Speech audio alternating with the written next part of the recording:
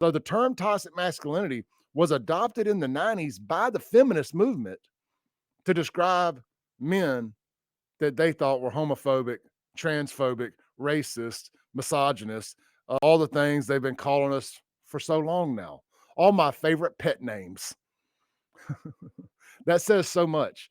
Now I have a deeper curiosity on who at Gillette decided to use the term toxic masculinity in that commercial.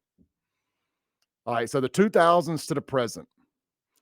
The discourse intensified with the third and fourth wave of feminism, intersectional approaches considering race, class, etc., and events like hashtag Me Too in 2017, which spotlighted harmful behaviors linked to masculinity.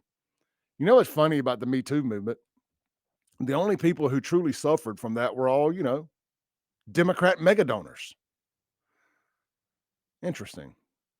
Popular media, such as the 2019 Gillette ad, addressing bullying and harassment, fueled perception of an attack among critics, while supporters saw it as promoting positive change. Today, some liberal and feminist scholars, gay, advocate for feminist masculinity or reformed manhood that values equality and emotional openness rather than elimination. This is the SHIT they are teaching your kids in college. Frankly, probably in high school too. But this is the crap that scholars are teaching your children on campus. This is why so many 18 to 25-year-old males are homosexuals after they left. Let me rephrase that. It's why they come back home after their freshman or junior year or freshman and sophomore year, gay from college. Because this is the crap they're shoving in their brains. They're already protein starved. They're already testosterone deficient. And then you go pounding this into their brains and they think, well, I must be gay. It's the right thing to do. It's gross, man. It's gross. Continuing on. In summary, I got to make this quick. In summary, if one interprets liberal attack as systemic critique, it arguably began with Enlightenment era feminism in the late 1700s, gaining momentum in the 1960s. However, this framing overlooks how many critics aim to liberate men from restrictive norms, not demonize them. Perspectives vary widely, and some viewing it as progressive reform and others as cultural overreach. For deeper reading, explore works by Connell or historical feminist text. All right, we got to take a break. Online, don't go nowhere. I'm going to stay with y'all, dig off into your comments. Radio, don't go anywhere. We got a short segment coming up, followed by our top of the hour news. And at 8:07, we're going to jump back into this. And I'm going to really peel the onion back with my opinion and yours. We're talking about the attack on masculinity this morning. When did it begin and how we defeat it? That's right. We're going to discuss how we defeat this attack without going to prison. This is the Clay Edwards Show. Don't go anywhere this morning. We scrapped the show prep. We're winging it here.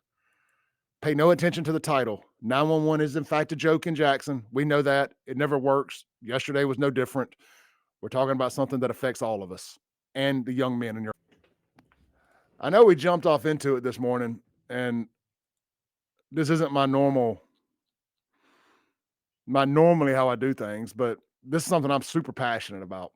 And you need to be too. If you've got a young man, if you've got a son, a nephew, a grandchild that you're raising, or they're in your life, or you're just a mentor for young men, you need to be listening to this. You need to dive into this yourselves and explore, what the feminization of the modern male. It's a problem. It is absolutely a problem. And I'm not saying to be a masculine male, you got to be able to bench press 225. You got to do all these things. You got to have tattoos. It's not any of that. That helps. Not the tattoo part, but working out is a huge factor to masculinity. Actually, you know what? I am going to go out on a limb here. And I don't really think I'm going out on a limb. I think physical fitness and working out is absolutely one of the most important parts of masculinity. Now, some people can't. They have physical disabilities that prevent them, but you can have a masculine mind. You can have a strong mind, and you can be a very, very important voice in the rebirth of the masculinity movement. So I don't just, but if you can work out, you absolutely need to be, because that physical, what you're doing for your body, you're also doing for your mind.